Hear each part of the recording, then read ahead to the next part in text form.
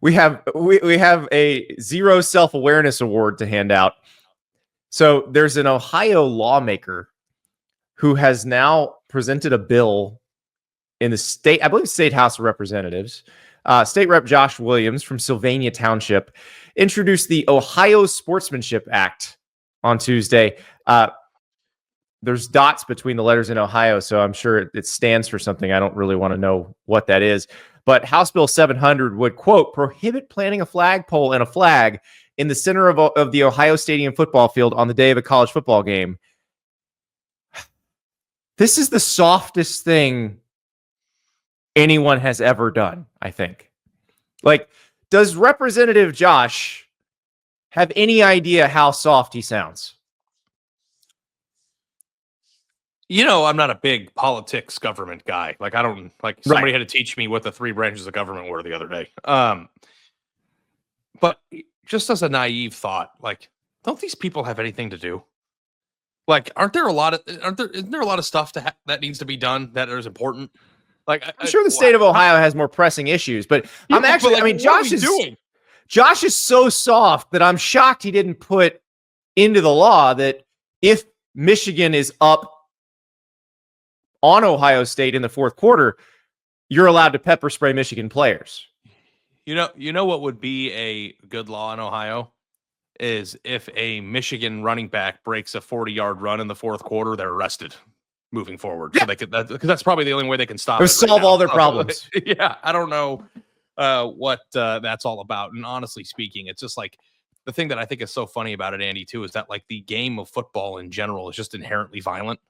And it's like, if you want to stop from a brawl to break out, like, I mean, I guess I could understand that, but like that at the same time, the entire game of football is one big brawl. So like, I just, well, here's the thing. Man, I don't really understand what these people are doing with their time.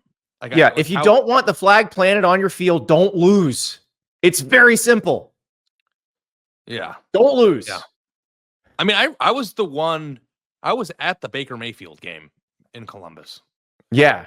And that was like the first time anyone did that, or like that was like the beginning of it, right? Like Baker started this. Yep.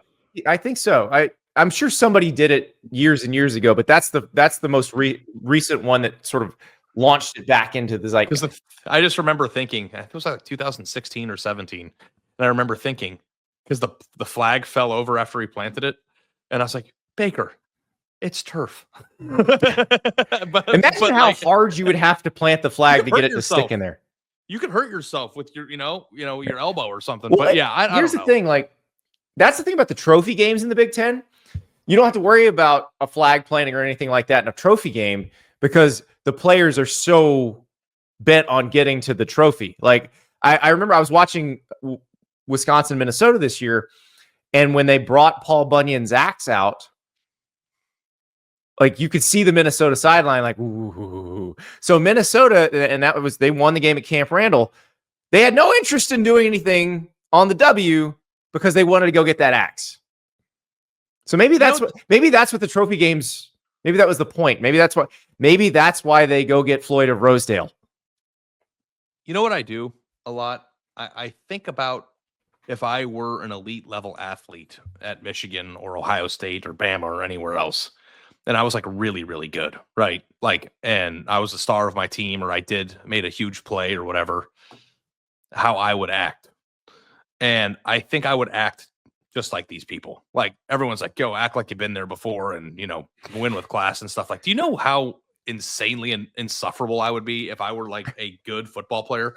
I have some ideas. Best, most collectible sports cards on the planet.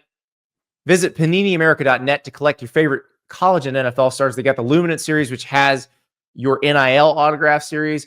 DJ Lagway, Arch Manning, Jalen Milroe.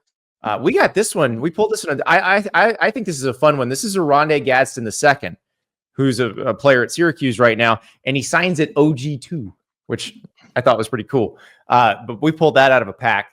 And Ari, I know you've got a bunch of Panini product that you are very pleased with right now. I just took a picture of this one. This is 2024 Mosaic Travis Kelce, first off the line, numbered to 13. Ooh. and I'm thinking about either flipping this one into something else or sending it into PSA. So yeah, I've got them all over the place. Andy was in my office. He can tell you they are everywhere. They are everywhere. You even put your wallet in your drawer with them and then couldn't find it. So that's how valuable Panini is to you. But you can start your own collection. Visit PaniniAmerica.net to collect your favorite college and NFL stars. My entire football playing career, though limited through high school, was just offensive line. And offensive linemen don't get the flex very often. Like if you're a running back who breaks off a run, or you have a huge pick, or you do something that involves making a play on the ball that alters a game, and you're going to get drafted and stuff, like the SID would never bring me out for media interviews. Like I'll tell you that right now. Like, because like I actually think that like just in general as just a boilerplate take, it just like the frowned upon, like being that it's frowned upon to shit talk to me is so stupid. It's like, oh, we don't want anybody to say anything disrespectful. It's a game of football. Be disrespectful. Talk your stuff. You know what I mean? Like why? I just don't understand why everybody's got to be, oh, well, it's a great opponent. And, you know, we're looking forward to the challenge. It's like, just like, you know, if somebody sucks, they suck. Say it. My favorite, though, is when somebody sais that they think their team's going to win and everybody's like, oh, bulletin board material. I'm like, no. It's okay if you think you're going to win. Do you know what is really good bulletin board material? Your draft stock. I don't know what, like, if it's just me, but it's just like if somebody goes, oh, yeah, well, they stink. It's like, what's going to drive a young man more? Trying to show up their opponent who was talking crap before the game, or a young man who wants to put tape out there to become a millionaire? It's like, I think everybody's already motivated as much as they can be motivated, in my opinion. I don't know if you buy into that stuff. Do you think that, like, if you say something before a game and it's bulletin board material, that you're more likely to lose? No, I don't think you're more likely to lose. I think you're more likely to get made fun of if you lose. Yeah, that's fine. And then around and around we go. Like, you know, you always talk about how this is an entertainment product. Then why are we trying to I agree. Why are we? Well, you know what's so crazy, Andy? And this is a weird take. All right. So, like, this is just me, and I know there's people out there that like MMA and boxing and stuff. But for me, like, I watched the Tyson that gimmick fight. Who did he fight? Jake Paul one. Yeah. And like the buildup to actual boxing, to me, is more entertaining than the actual boxing. Like, I'll never forget, like, I went to the Kentucky Derby, I think it was 2015, and was outside drinking with my friends all day and was absolutely like hammered. And then we paid like $200 each to go into a bar, because the same night of the Kentucky Derby was the night of the Pacquiao-Floyd Mayweather fight. And like, if you remember the hype of that, like, it was, oh yeah, and the fight itself was boring as hell. And then you watch the fight, and I'm just like, well, that sucks. And I kind of feel like every time I watch boxing, it kind of comes down to that.